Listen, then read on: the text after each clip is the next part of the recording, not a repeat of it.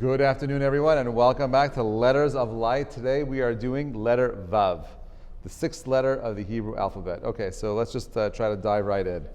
Remember that when we speak about letters in Judaism, in Torah, the tradition is that each letter is telling a very particular kind of story. Not only is each letter telling a story, but each letter will be understood through the way it's being used for the first time. Not only the words, like the Vilna Gaon says, the first time you see a word being used, that will define the essence of that word. The same is true with the letters themselves. So the first time we see the letter Vav being used in the Torah is Bereshit bara Elokim et hashamayim v'et haaretz. Okay, in the beginning, God creates the heavens and the earth. Okay. So, we could ask over there, what is the Vav doing there? What's its function? Okay? So, Reb Chaim Vital in his Etz HaChaim, he explains as follows. He says, in the beginning of creation, when the infinite light, this is a little deep, I'll try to explain it. When the infinite light filled all of existence, God contracted his light to form a hollow, empty space, a vacuum, something void of all things. Okay? Creating the place necessary for existence of the infinite worlds. Into this void, God drew down, metaphorically, a single ray of light from the infinite source. This ray of light is the mystical secret of the letter Vav. So you have the Vav, it looks like a straight line with a little bit of like an ink bulge on top. Okay? In that space, think about it visually for a moment with me. God, in order for him to create the physical world, has to remove himself from that space. The question is why? Why does God have to remove himself from that space? And the answer is that in order for us to be able to perceive a world that is void of God, there has to be a void. So God literally removes himself from a small little space. I think of it like a belly button, that point of creation. Okay, it's empty. There's nothing there. And there's one channel of Vav, a line that goes through. Now it's fascinating to think about it in those terms because the Vav, as far as a letter, what does it do? It's a hook. It connects something to something else. And the Vav, therefore, is this channel. It's expressed through this one line that is the connection between what I would say the material world and the physical world.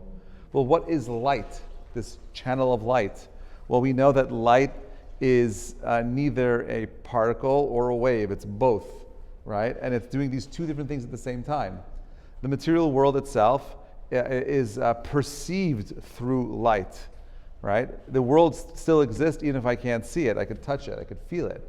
Right? But light allows me to experience it in all its color and all its beauty and all its depth. So God goes ahead, he creates this space in the beginning of time to draw down this light, this mystical light that comes into the world. Though the line appears singular, it contains two distinct dimensions, an external force and an internal essence. Both dimensions play a role in the ongoing act of creation in the dynamic relation between creator and creation. So you have external forces, right, of the line express the power of differentiation and separation, allowing for the emergence of distinct forms and hierarchical structures above, below, within the created world. Look, why isn't the world a one-dimensional plane of existence? We've spoken about this before. I recommended reading the book called Flatlands. Thank you.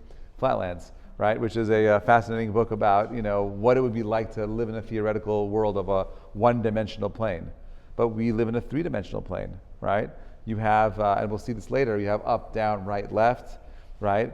You have the directions. You have east, west, north, south, right? Then you have up and down as well. So you have 6 points over there, okay? And this is what the Vav is. The Vav is the letter that expresses creation itself, okay? Internal force represents the ability to unify, reveal interconnectedness of all created elements, binding them into a cohesive, organic whole. This dual nature of the Vav is reflected in the grammatical function of the Hebrew as Vav ha-chibur, the Vav of connection, which joins words, concepts, phrases symbolizing unity within diversity. So the same way that Vav is expressed in this channel of light into this world, right? You see it also play out in the way we use the grammar. The Vav itself, grammatically, and I'll show you a couple of examples of this, where the Vav itself joins two things together. Maharal in Gvurot Hashem says the sixth letter of the alphabet is Vav. By the way, I really worked really hard to make sure we had 6 pages for the letter Vav.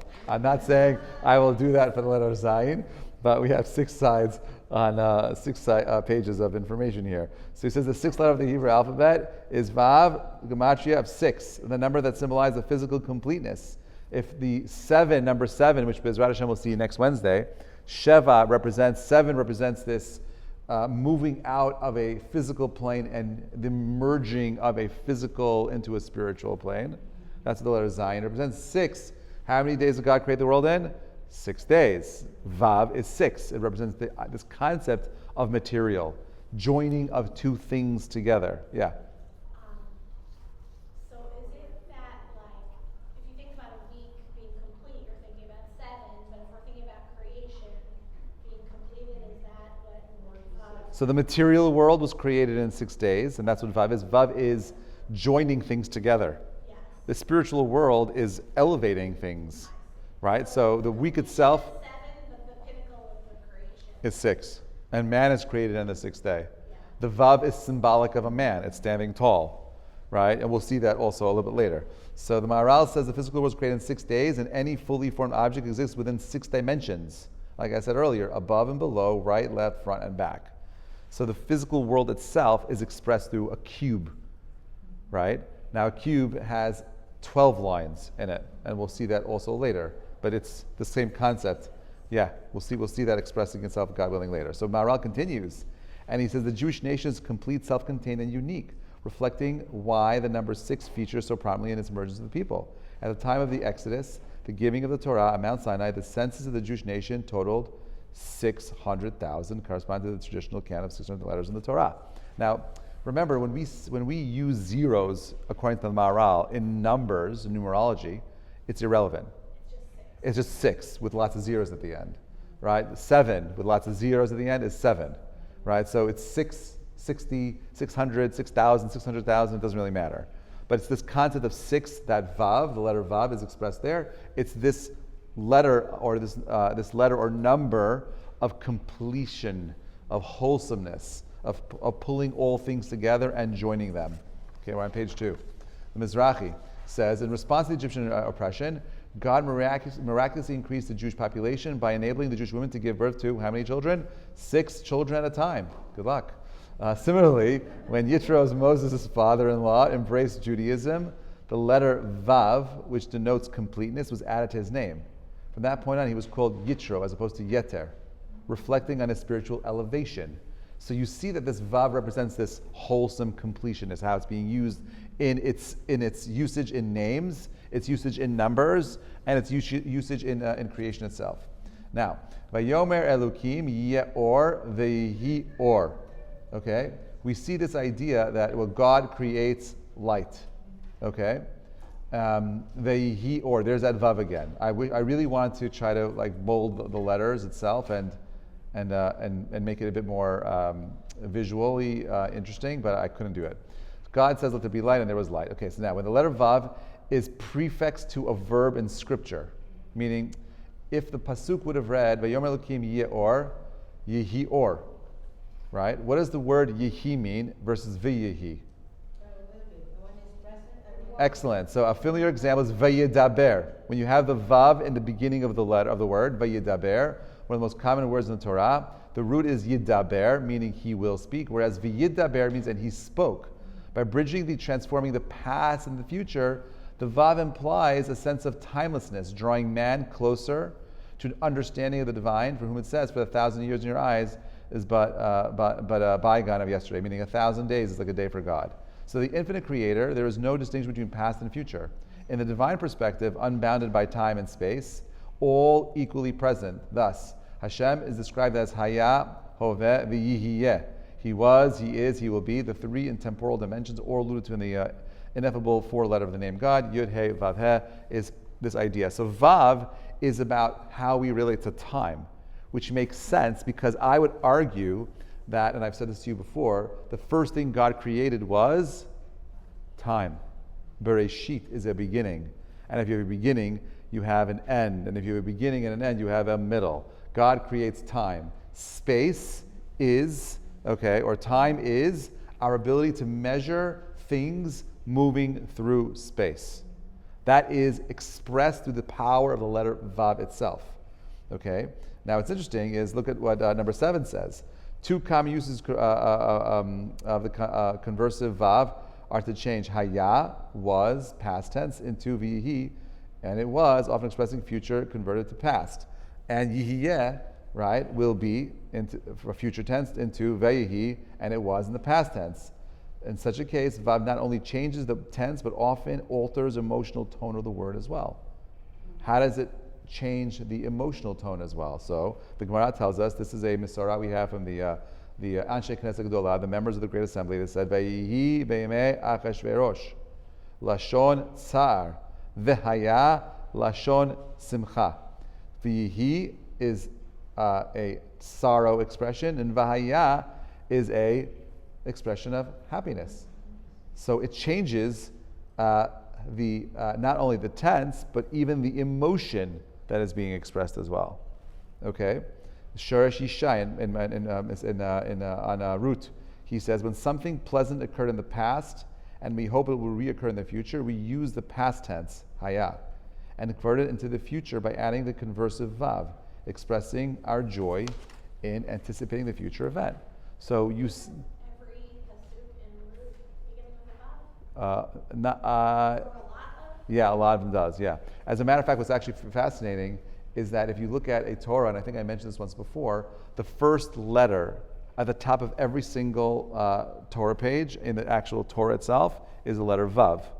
Because the Vav is always, not in a Chumash, but if you open up like a Torah scroll, right, you'll see, there's a sheets right there for you, perfect. You open up a Torah scroll, the first letter at the top of each page is the letter Vav, always. Why? What's the function of the Vav? It's the hook. It connects one thing to the other, and therefore each page is connected to what came before. So there's always a connection. This is why we always ask the question at the beginning of the parasha, what is the relationship between this parasha that we're reading right now and to the parasha that was before? Right? The Vav represents time and space. It's how we connect things together. Okay? Kol HaTorah, and Bereshit says, when we anticipate something painful, we instinctively wish it were already over. As a result, the pasuk often describes a distressing future event using the future tense, yihiyeh, and then converts it into the past tense by means of conversive vav to imply our desire that it should be done and behind us. So, the psukim will often use the letter vav, change tense, change future, emotion as well. Rambam, the middle path, he says, is the shvil hazahav, he calls it, the golden path, a balanced approach that avoids extremes in any particular emotion or behavior.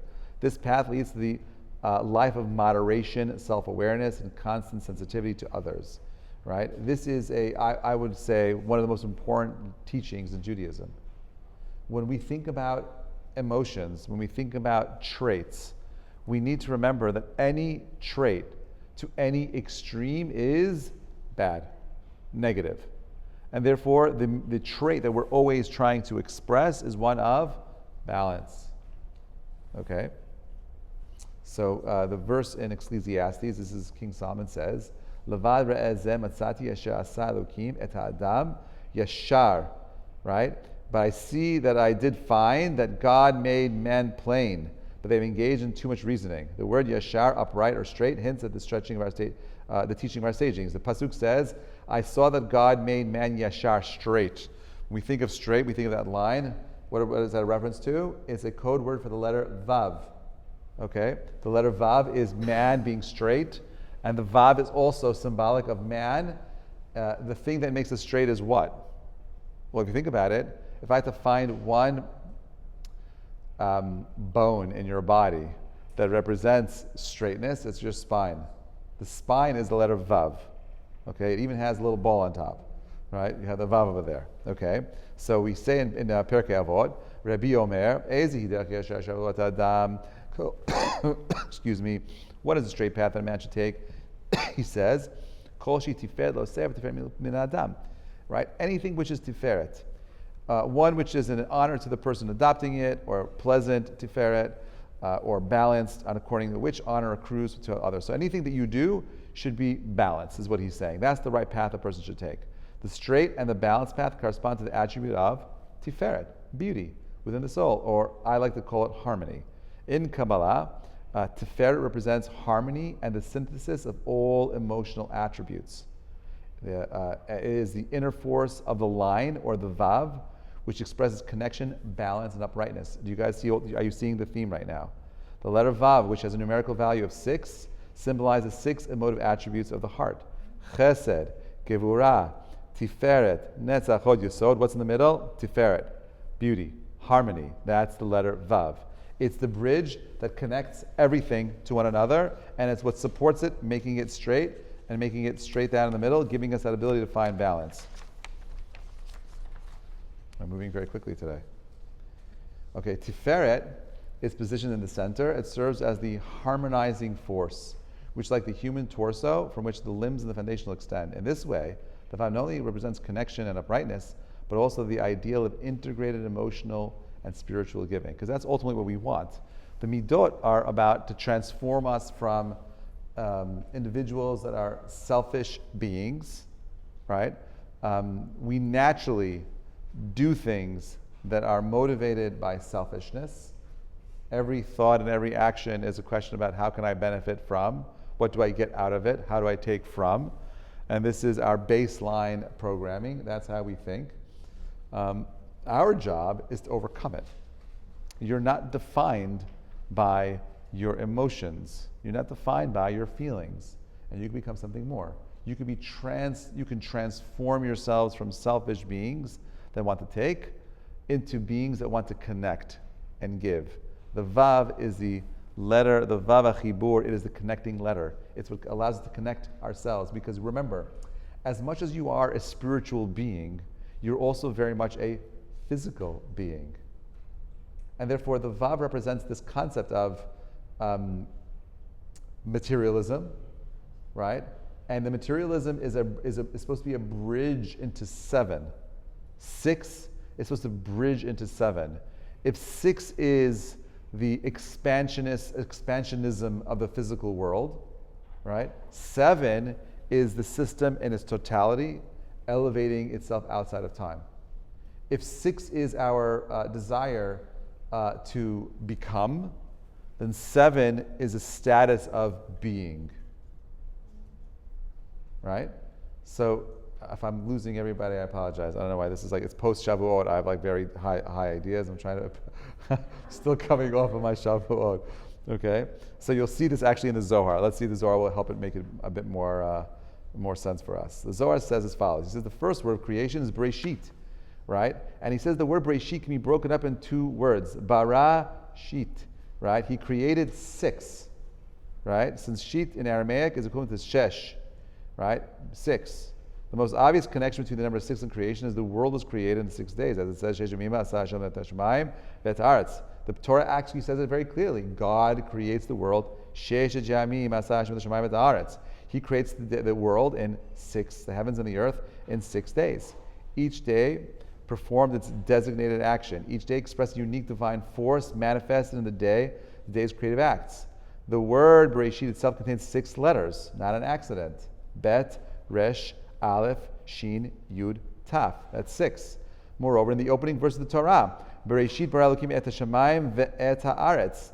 There are 6 Alephs in those words. Bereshit bara Elokim et hashamayim ve'et haaretz. You have 6 Alephs. 6 ones is 6.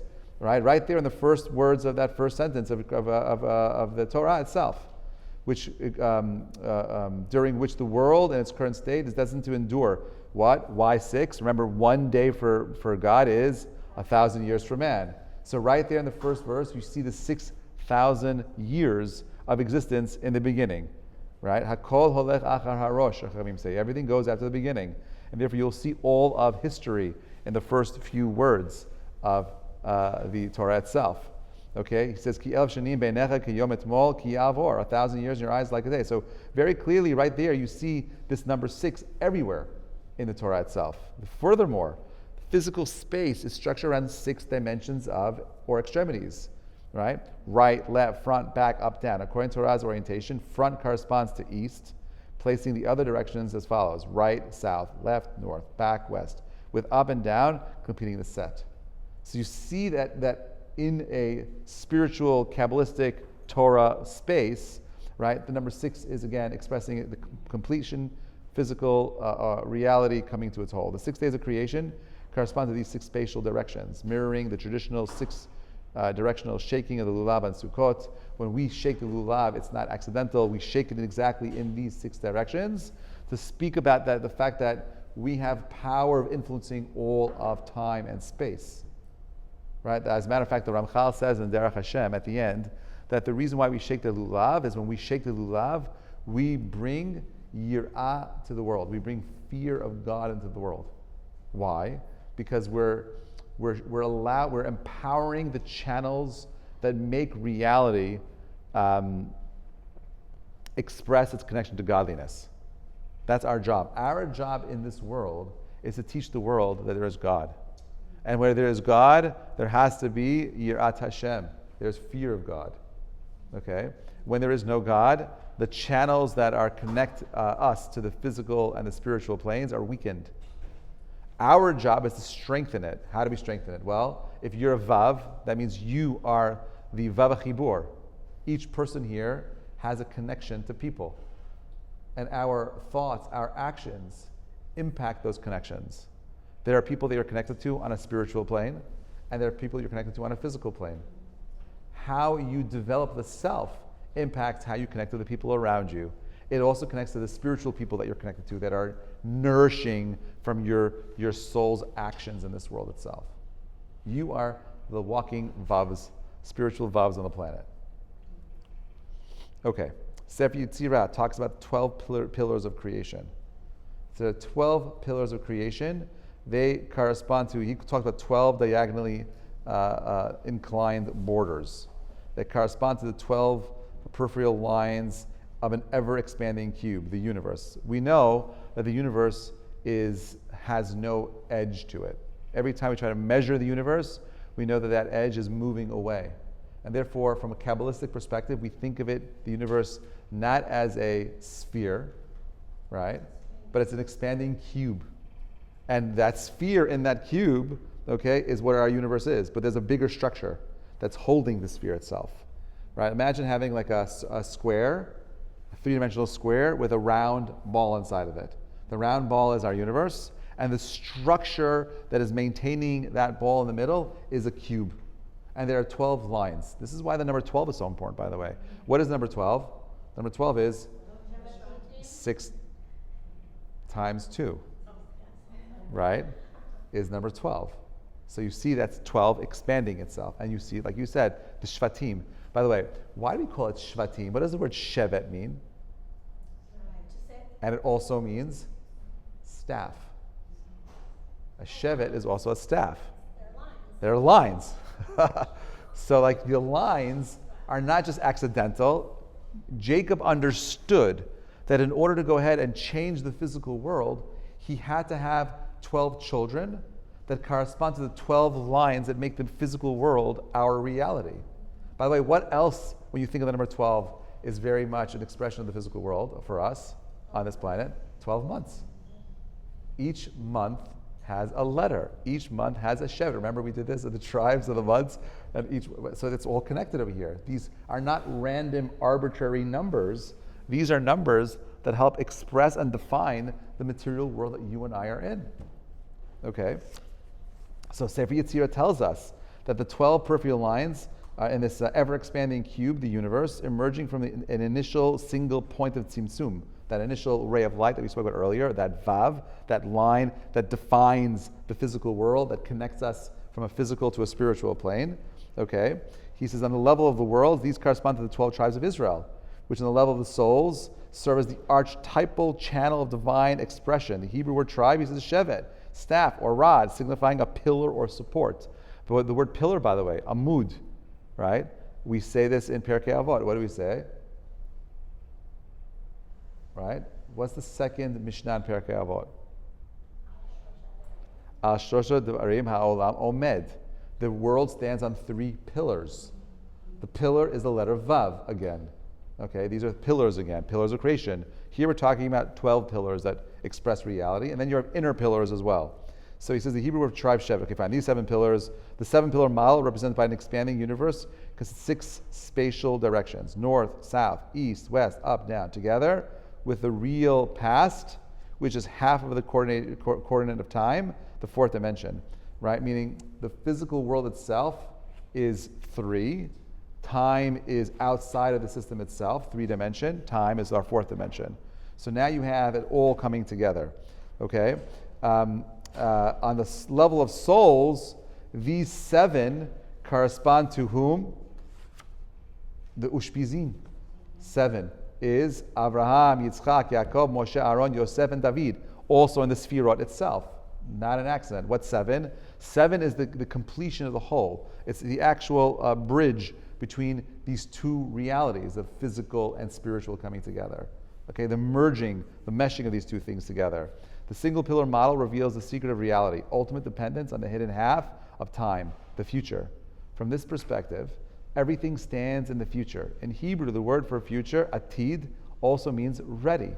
On the level of souls, this refers to the secret of the soul of Mashiach, who is ready to be coming at every single moment, to be revealed throughout all time, all timelines, even from the very beginning and from before. He is ever present but hidden. Support refers to the fallen one. The concept is explored in the scope. We'll do that later in the letter Nun. The idea that Nun is also like a Vav, but it falls off the line. And we'll see that in a few weeks. Now, the idea of a line connecting 2 things together is also seen in the Mishkan, right? When Moshe made the Mishkan in the wilderness, he used these long rods that ran through the panels, the krashim, on 3 sides, connecting and unifying them to a cohesive structure. The design and the components of the Mishkan correspond directly to the mysteries of creation itself. Bezalel, the chief craftsman, was endowed with divine inspiration. He knew how to join together the letters through which the heavens and the earth were created. Remember, for us, creation itself is an expression of letters coming together to express the material world that we are in. The Sefer Yetzirah, literally the book of creation, we say that it's authored by Abraham, is a book about letters. Why are we talking about letters? And by the way, this conversation is the most superficial conversation we could have about the letters. And it doesn't sound very superficial. This sounds like the beginning of a beginning of physics. This is a very deep concept. Okay? But when Bezalel was creating the Mishkan and all the kelim, all the vessels of the tabernacle, he was thinking about it in terms of letters. And the letters themselves that God used to create and bind the material to the spiritual is the same way he thought about bringing these material vessels into reality. He wasn't thinking about a blueprint the way a designer would, an architect would sit there and just start drawing lines. He was thinking about the essence of the material world itself. And the same way God, it says, Histakel be'araitu bara alma, that God looked into the Torah itself and created reality. He looked at the letters and created reality. Bezalel was doing the same exact thing. He knew how to join the letters through which the heavens and the earth were created. The rod specifically expressed the connection force of the letter Vav, the hook that binds, links, unifies the diverse elements of existence into a singular divine dwelling place for a God. The letter Vav is what God uses to join the spiritual and the physical world, and the letter Vav is what Bezalel uses to join the walls of the Krashim to create a space for God to bring His presence down into a material world. Okay, so let's do the review. Okay, this is a very short class, but it's. And the letter Vav is also, that's right. The Vav is Iyar, we spoke about that. Vav is what joins Nisan to Sivan. Okay?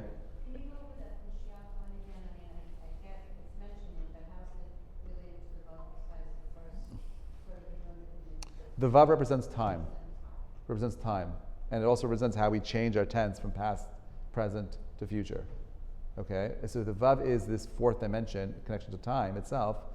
Mashiach itself is always ready in time to come forward. Right? And if you think about the Vav as a channel, a connecting channel, then one of the energies that has to be present in time is Mashiach's ability to be able to pronounce himself at any moment in time.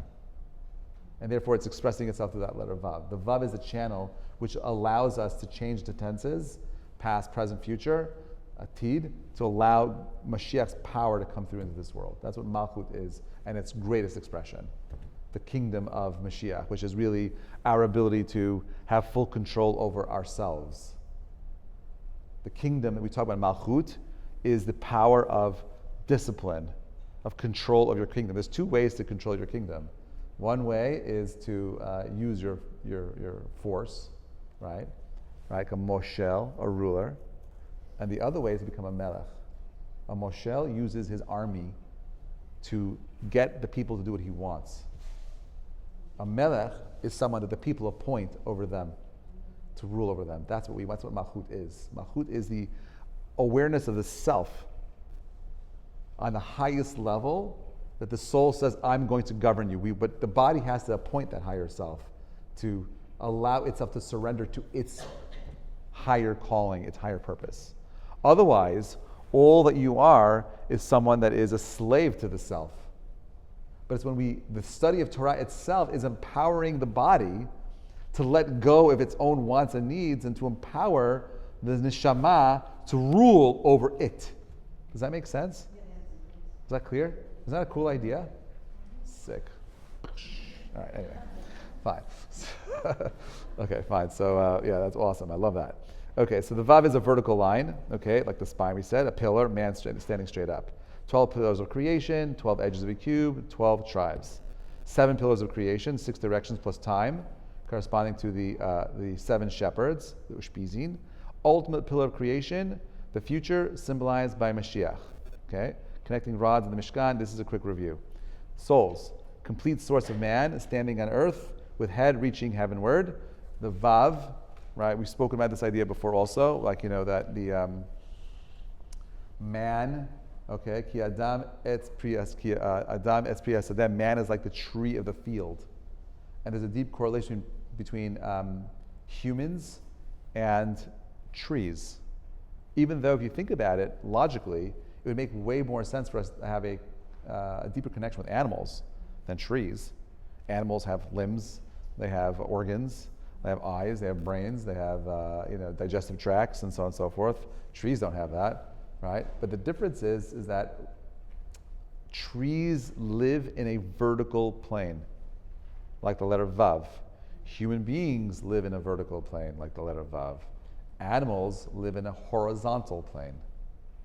All right, the word for animal in Hebrew is behema, ba-ma, bet-he, mem-he. Okay, the letter, the behema means I'm stuck in a vertical plane, I'm flatlined. I can never get out of that system that I'm in.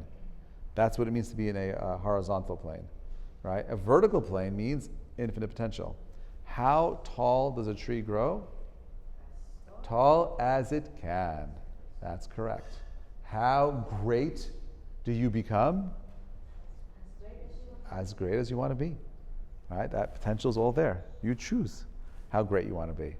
Right? So potential is there. In the same way that the tree gets its nourishment from a world that you and I cannot see, okay? A human being gets its nourishment from a world that we cannot see.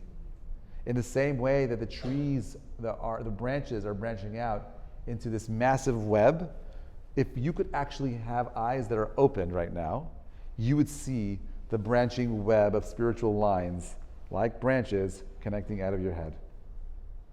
So it's a metaphor. On the one hand, we're inverted trees in this world, right? They actually, if you actually want to, there's an experiment that someone was put together a long time ago, where if you put a human being and a tree in a closed system, right, no outside interference, what would end up happening is that, if you think about it, right, the tree produces oxygen, the human being produces carbon, right? So every time we exhale, we're actually giving nourishment to the tree. But if you allow the system to go long enough, what ends up happening? The person becomes the tree. Because eventually we die.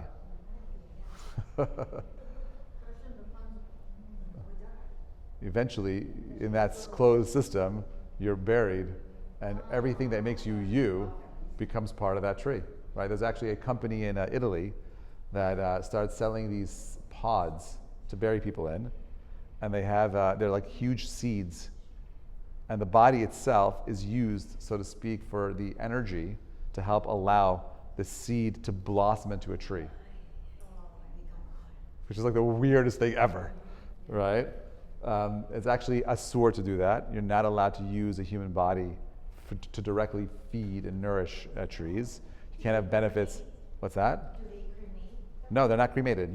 The bodies, as the body decomposes, the tree benefits from the decomposition of the body itself and uses that decomposition for energy, for what's it called? Yeah. Anyway, I don't want to talk about that. I don't know why we got there. Sorry about that. Anyway, sorry. Okay, fine. Let's just go back. So that is the vav. Okay. We said the soul, complete stature of man, standing on the earth with its head reaching the heavenward. The Jewish people united, standing as one. V'yichan Sham Yisrael. Right? And the Jewish people encamped there, Har Sinai. They reached this level, Ish Echad B'Lev Echad. All 600,000 of those neshamot had this power of unity. The golden path, we spoke the Rambam in the service of God, the path of balance and integration. Torso is essential axis, connecting with limbs, hands, feet. The Brit covenant, all part of this one system of Vav. Okay, divinity, pillars of truth, consistency central to the middle pillar.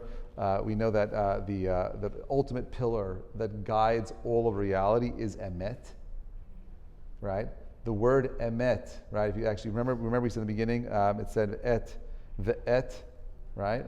Et hashamayim, ve'et haaretz, et hashamayim ve'et haaretz, right? So vav and et. Vav is 6, and aleph and taf are all the letters of the Hebrew alphabet.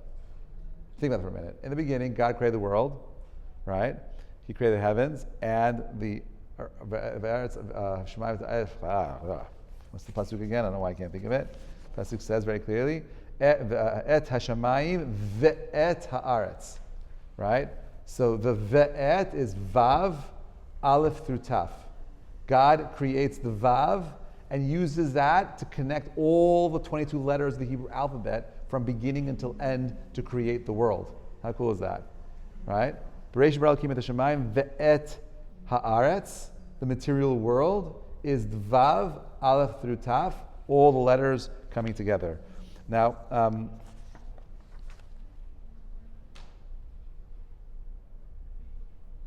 we'll keep going. We'll see that. Well, I want to do one more thing and explain it. Okay, so that's the pillar of truth. The name, the hook, vav. The connecting hooks, vavim, are the Mishkan pillars, symbolizing the dynamic concealment of revelation. Axis of symmetry and balance between symmetry and asymmetry in creation. I'm not going to get into that, too complicated. Then Shamot, the power that links souls of Israel. Points of will engraved in the Jewish hearts to do the will of God. The axis of connecting the inner good points with every Jew. The idea of teshuvah is connected to the idea of past and the present. Teshuvah is, if you think about it, Vav is the thing that connects you, the present to the past, right? What is Teshuvah? Teshuvah is going into using the present to change the past so I can have a different future. That's the channel aligns, the Vav. That's what the Vav is. Okay? A divinity, the connecting force between distinct Torah laws engraved in the letters of the divine essence, the link between divine sparks scattered throughout all reality. That's Aleph through Taf, all the letters.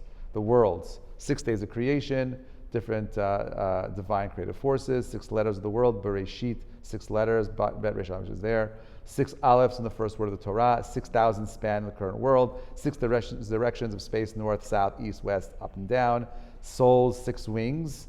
This is very deep that I skipped. I didn't want to kind of go through that. The Sfarim, the angels have 6 wings. The angel only has 1 leg. It's the Vav. It's Omed. When we stand in our Shemona Esrei, we put our feet together, so we're Domeh. We're like the angels, right? They don't have to. They don't walk in the way we walk. Okay, they don't have Netzach and Hod. They live in a different reality, in a pillar of Vav, of ultimate connection. Okay. Titan Emet LeYaakov. Yaakov represents that truth, that one pillar that is connects everything and pulls everything together. You have 6 orders of Mishnah, not an accident. Okay, reflecting the structure of Torah law, 6 wings, Magen David, symbolizing spiritual protection and harmony. 6 cubits, that mentions the tablets received by Moshe. The tablets that Moshe brought down were 6 cubits, right, in height.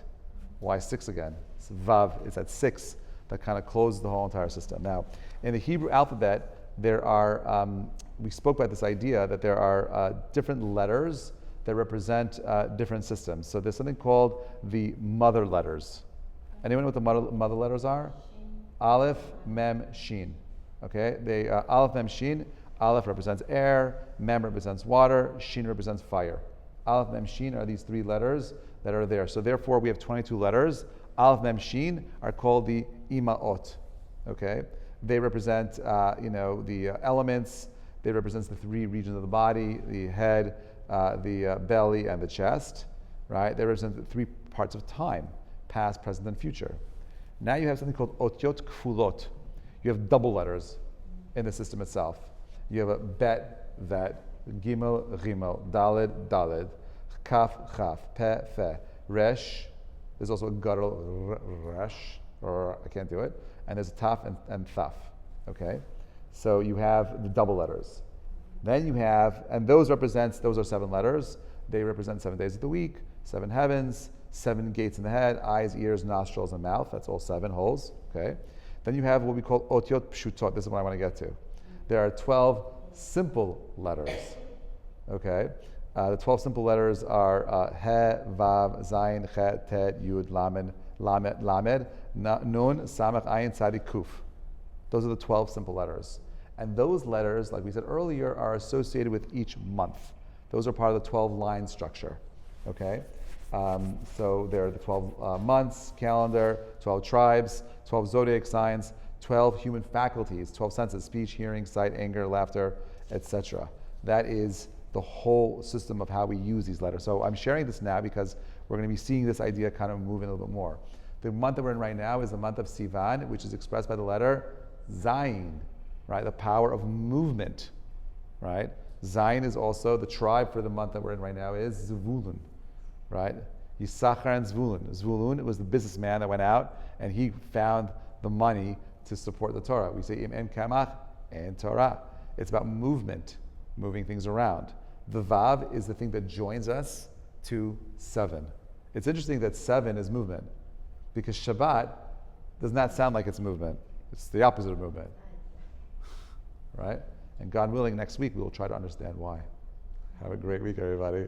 Have a great day. Any questions, comments?